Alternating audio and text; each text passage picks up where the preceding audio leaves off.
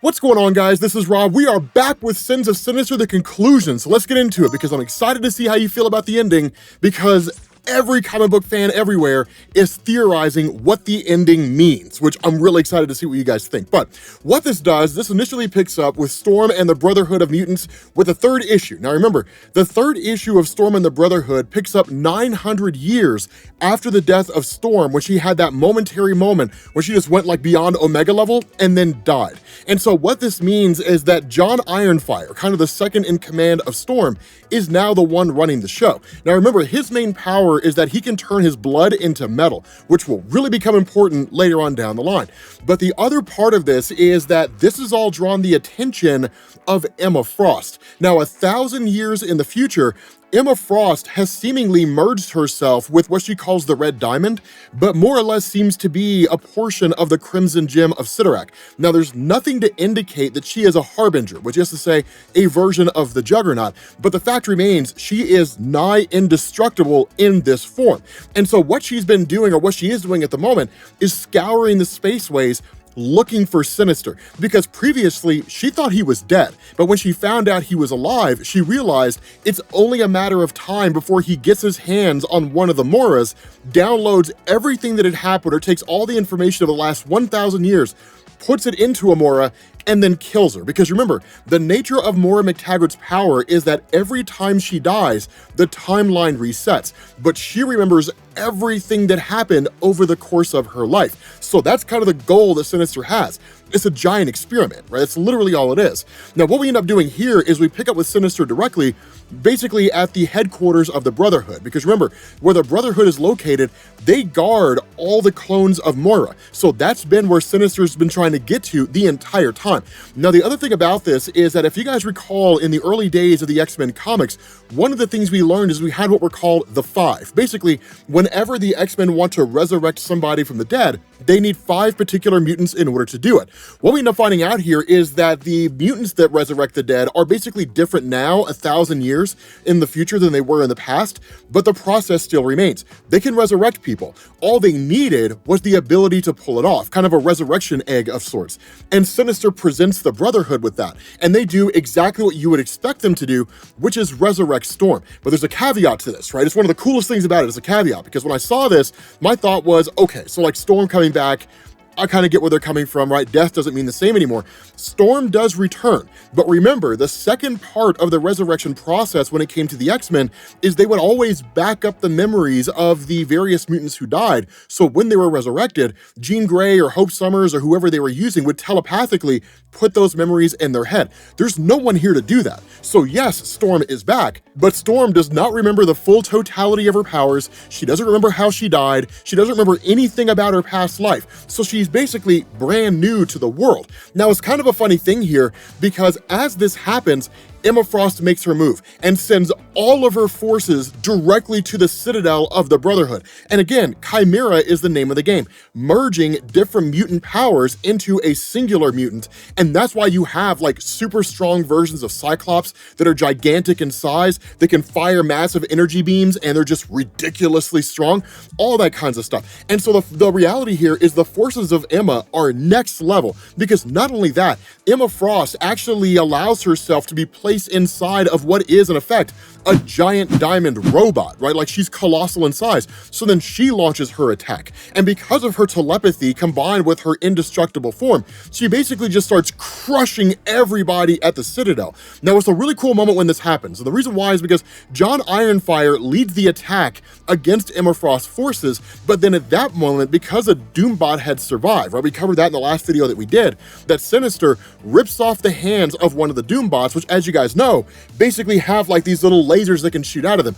By all standards of measurement, he effectively has a gun. And so when this happens, Storm basically uses her powers, or uses the kind of intuition that comes with what you could call the knowledge of her powers, taps into what she's capable of, and then launches an attack against Emma Frost. Now, for the most part, she's relatively successful. This is also because of the fact that Cora, who has the ability to amplify the powers of other people, boosts the powers of Storm. We saw that in the second second issue of Storm and the Brotherhood, which is how Storm became beyond Omega level in the first place. The same thing happens here, but the difference is that instead of Storm using magic like she did in the second issue, what she does is it shows a pure display of what she's capable of. Now, this is a huge moment, right? It's very easy to forget, and it's very easy to lose focus of how significant this is. But what Storm does is she uses her power over the lightning to control the electrons within the structure of Emma Frost, this giant robotic body, and then detonates the whole thing in what's basically a nuclear explosion. Now, it does kill Storm, but the big moment behind this, and the reason why this is so important, is because it shows that Storm can control the electrons of any object around her due to her ability to tap into lightning. Now, this is comparable to like Jubilee from the X-Men. For those of you guys who don't know what I'm talking about, there's a comic where Emma Frost, if I remember correctly, it was Emma Frost, had seized control of Jubilee and then realized when she makes those little firework type things that she's actually detonating matter, and that if Jubilee's power were pushed to its absolute limits, she could quite literally detonate matter on the subatomic level and just create nuclear explosions out of nowhere. She could blow up a whole world if she wanted to, or even make a star go supernova. We haven't really seen anything to indicate that she's getting to that point, but that's the potential of what she has. Storm is very much in that way. This is an instance where Marvel is teasing what Storm's capable of, and we may very well see that at some future point in time. But of course, Storm basically perishes, so she was here just kind of for a moment, long enough to defeat Emma Frost, but in this momentary distraction, Sinister uses the gun from the Doctor Doom Doombot and then fires it at John Ironfire and shoots him in the head. And so with John Ironfire out of the picture, seemingly the entire landscape is clear, right? Emma Frost is defeated, her forces will launch a counterattack, but the reality is they're not overly concerned about it. What Sinister is concerned about is that with Emma Frost defeated, someone's going to step up and take her place. And when they do, they're going to come after the Moira McTaggart clones as well. So in reality, they're really on a kind of timeline here. The other thing that complicates this is access to where the clones are located is blocked, and there's seemingly no way to get to it. Now, one of the funny things about this is Sinister talks about in the message that was left to him by Destiny that there was a kind of indication that Destiny had set in motion a set of events that would allow Sinister to gain access to the clones by quite literally destroying the door. This coincides with the moment that we covered in the last video when we ended up finding out that in the early days when Sinister was basically taking over everything, when the X-Men were coming under Sinister's control, that they fired Juggernaut into space, literally out of a cannon, in order to destroy Thanos. Because remember, once the Juggernaut starts moving, nothing can stop him. And being fired at Thanos like a gun would blow a hole right through him. And that's exactly what it did, right? It killed Thanos on the spot. But what this also did is it just sent Juggernaut careening through space, speeding up, going faster and faster, right? Just slingshotting off of stars and different things like that. This is what we talked about in the last video. It's Destiny playing the long game. As a precognitive, she can see the future. And so even though a 1,000-year prediction isn't the most solid prediction when it comes to Destiny, every so often, it is exactly right? Literally, the Juggernaut comes flying through, punches Galactus in the head, who had shown up here being possessed by all the powers of the Ghost Rider. Again, we covered that in the last video. Make sure you guys check the comments. You'll find a link to the Sins of Sinister playlist so you can get caught up on everything. And then in turn, punches a hole directly through the door where the Moiras are being located. That gives them the entrance. Now, the other version, the girl that you see here in the white outfit with the blonde hair, that is a Moira McTaggart, but it's a robot, right? It's not an actual Moira, so she doesn't have an X gene, right? So if you were to kill her, nothing would happen here. But the thing about this is that we end up finding out that John Ironfire actually survived. And the reason why, what he did here, and it's probably the most comic book logic thing ever, right? The biggest MacGuffin ever, because he has the ability to turn his blood into metal, that before going into a battle, which is a pretty smart thing, he does exactly that. He just protected his inner working. So you basically have flesh and bone, veins, all that kind of stuff. And then now his blood is basically metal. It was a layer of protection against the shot that Sinister fired. So that's how John Ironfire lived here. And so a kind of fight breaks out between the two of them, but it's basically just buying time for Moira McTaggart to get in there. The problem is that while Moira McTaggart is supposed to gain access to all the other Moira clones, she's supposed to clear the way if there's any resistance for Sinister. The problem with this is that her immediate response is, I need to destroy these clones. But Sinister wants to take the information he has, download it into the clones so that when one of them dies, the timeline resets, and all the way back at the very beginning at year 0, before everything happens, Sinister can extract the information and then basically know where he went wrong. So when he repeats his experiment trying to take over the entirety of the universe, he knows where he misstepped and he can correct those mistakes. The problem with this is that in the absence of Emma Frost, Hank McCoy, Beast, who has basically assumed control of her forces, contacts Charles Xavier. But Xavier, also being in control here, right, being just a villain at this point in time, starts to realize it's a chance for opportunity. So he seizes control of Hank McCoy, seizes control of everybody in just like this immediate area, and then quite literally makes a planet unto himself. Professor Xavier of the X-Men becomes a whole world, and then he just starts traveling directly to the Citadel where Moira McTaggart and all those different clones are being held. Now, once you have John and them who realize what's going on, John Ironfire has this genius idea, right? He literally conjures this energy dagger and then slices his forehead, right? And what he does is as the blood comes out, he controls it and turns it into a helmet of Magneto, which basically blocks the telepathic abilities of Charles Xavier. It's one of the smartest moves that I've seen from his character. Like, I mean, it's not to say he's dumb, but it's a genius idea. And so what ends up happening here is that Sinister kind of pleads with John Ironfire and saying, look, I get that you guys, as part of the Brotherhood and all that kind of stuff, you're soldiers, warriors, and having an honorable death is the way you want to go, and so on and so forth, but you don't really want to die here. More so than that, you do not want Xavier to kill all of us, kill one of the Moiras, reset the timeline, and then he's in control, right? So we have to find a way to defeat Xavier, and only you can do it. But you need more power. And because blood is literally the source of your power, I can inject you with a sample of Iceman, which will basically allow you to amplify your abilities by producing more water vapor. Blood is 70% water, so you can basically create more blood. Is it comic book logic? Absolutely. Like, I mean, there's nothing about this that's logical or reasonable. Like, it's just a thing that's being done for the purpose of telling the story.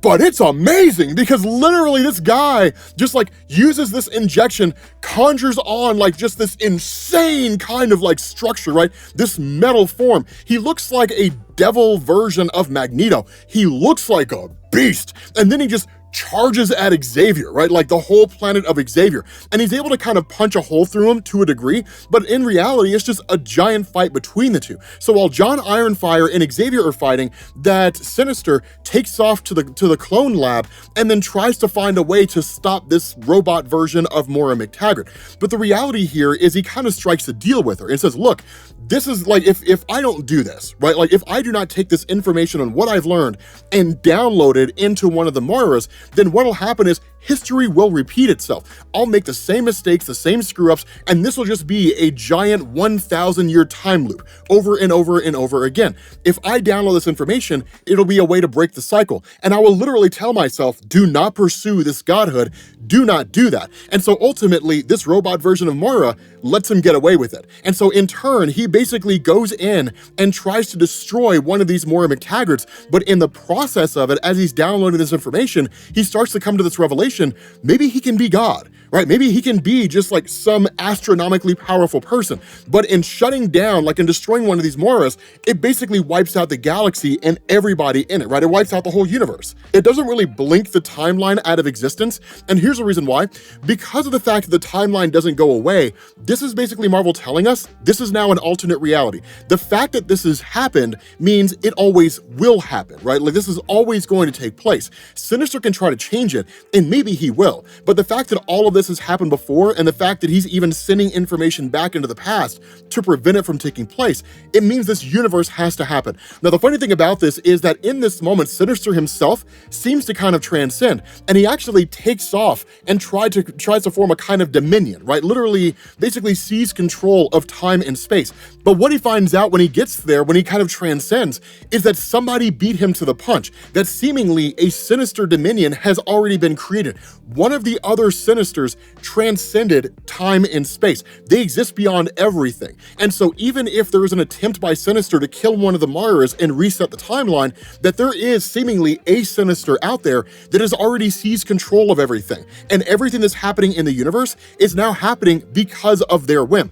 That's the implication. There's nothing to say that that's the case. It's Sinister's hypothesis, is what he believed happened, but at the end of the day, we don't necessarily know for sure. And so here's the kicker to this, right? Like when Sinister comes back, he realizes somebody did beat him to the punch. There's seemingly no way to fix everything. John Ironfire reappears after having presumably killed Xavier, pissed off at the fact that Sinister basically wiped out the entirety of all life across the universe. John Ironfire kills Sinister on the spot, and then we jump back. Right, like literally we jump back to year 0, right? Now, exactly how this jump back to year 0 happens, not entirely sure. It could just be a cascading effect. It could be that like the destruction of all life across the universe is kind of the first stage in what is in effect the reset of the timeline. The reason I say that is that in previous instances in the X-Men comics and Marvel, we never really saw how the process takes place. Emma Frost dies, and then you just jump back to the very beginning of everything, right? We don't actually see how that process unfolds. So this may just be part of the whole thing. But of course, jumping back to year 0, right? The moment in which Sinister decides to make the decision to start putting his own gene into the various X-Men as they're being resurrected in order to seize control. That as he's scanning one of the Myras, he finds 1,000 years worth of information stored inside of her. And so when he downloads the information, everything blows up, right? Everything just goes nuts all of a sudden. And you basically have the real Moira McTaggart who shows up here and kind of spills the beans, and that she had seemingly died alongside everything else. And so what this kind of implies here, and this is one of the theories that's circulating out there, what this seems to imply is that the white-suited Moira McTaggart was not actually a robot. It was the real Moira McTaggart the entire time, because remember, she's immortal. You can kill her through any conventional means, but she'll never die of natural causes. She'll stay youthful forever. So that seems to be who this actually was. So when she, in effect, actually reset the timeline, that gets us to where we are right now. But the kicker about all this is Moira McTaggart basically tells Sinister everything that was going on. That when you had Mother Righteous, right, an alternate version of Sinister or kind of a different version of Sinister in the future, who was trying to find a way to download information and then reset the timeline so she could be in control, all that stuff, that everything popped off there. But the reality of what she says here is that she watched as Sinister had basically tried to achieve godhood, and then in turn came to a profound realization that somebody had beat him to the punch. And the information that was sent back to the past was exclusively that. There's no grand amount of information that shows the mistakes he made, how he could have created things differently, where he could have fixed everything. That's not the case, right? It's just the information that ultimately somebody beat him there. He never gets to attain godhood the way that he hoped he had. And so what Moira McTaggart does is she wipes out all the clones of herself. Now, the X gene was neutralized, so basically the clones are destroyed, but there's no X gene to reset the timeline, so it's just like killing mannequins, effectively. And so with all that being done, suddenly Rasputin 4 appears out of nowhere, right? Now, Rasputin 4 was basically a creation of Sinister in the Sins of Sinister future, right? Like in that timeline. And so she was initially his ally, but then once she realized he wanted to wipe out the whole universe and kind of reset everything, she turned against him. Her arriving here is basically an instance of a character from an alternate reality appearing in the main Marvel universe. I told you this would probably happen. They would probably end up bringing people from alternate realities or from the Sins of Sinister timeline into the main Marvel universe. And it's cool for what it is, right? But what this also shows here is that Mother Righteous, this alternate clone of Sinister, is still alive and well, right? I mean, she hasn't become the Mother Righteous who's villainous and Sins of Sinister and all that kind of stuff. She's still alive and doing her thing, right? All those different clones of Sinister are still there. The theory that's circulating around out here is that the version of Sinister that achieved godhood, right, dominionhood, is actually Mother Righteous, because there's like this whole wing of a library that just kind of appears out of nowhere, right? Like basically altering reality exclusively for Mother Righteous. And in fact, all the books basically seem to be dedicated to her. It's like this future version of her who would achieve godhood kind of reaching out and saying, I'm doing this for you, right? This is who you become one day. Again, that's just a theory that's circulating around. We don't definitively know. But what we do know is that following her capture of Sinister, Rasputin basically shows up here and effectively meets Kitty Pryde and the other members of the Quiet Council. Now, what ends up happening is that she kind of spills the beans to what's going on, but also presents Mother Righteous as the person that was quote-unquote the savior, right? The one that basically saved everybody, saved the future of the whole 9 yards. Now, Mother Righteous is manipulative. Exactly how this transpires, We don't know, right? Because as far as we're aware, Mother Righteous, as she exists now in the X-Men comics, has no knowledge of what will happen over the course of the next 1,000 years when you have the whole Sins of Sinister timeline unfolding. We don't know, right? All we really know is that she's just kind of here, and she is a clone of like the original Sinister, and she's been operating for the last few hundred years, and that's it. That's all we know about her character. But she basically puts herself forward as a person who is kind of the savior of existence. But one of the things that happens is that when Rasputin 4 spills the beans on what's going to happen over the course of the next 1,000 years as a result of Sinister basically putting his genes inside all the different X-Men that are being cloned, is that the X-Men come to the realization Sinister is the greatest threat among them. Now, the funny thing here is that because Sinister, as he stands now, was given information about, from his future self about how some version of him out there achieved godhood, he tries to tell the X-Men there is a Sinister out there manipulating everything. There's a Sinister out there controlling everything, manipulating everything. It's not me. You have to believe me. But because of his villainous past, as well as what he's supposed to be doing over the course of the next 1,000 years in Sins of Sinister, none of the X-Men believe him. None of them believe anything he's saying, so they ultimately confine him to the pit. The other caveat to this is that in order to ensure that Sinister has not already started his scheme, they have to quote-unquote purify the X-Men gene, which means scan them and make sure nobody is influenced by Sinister's genes. But because Emma Frost and Xavier and these guys are leaders of the Quiet Council, and because they're so powerful and in that future, they're the ones who go nuts and basically conquer the entirety of the universe, that what they do is they voluntarily confine themselves to the pit. Now, this kind of seems to be manipulation at the hands of Mother Righteous to a degree.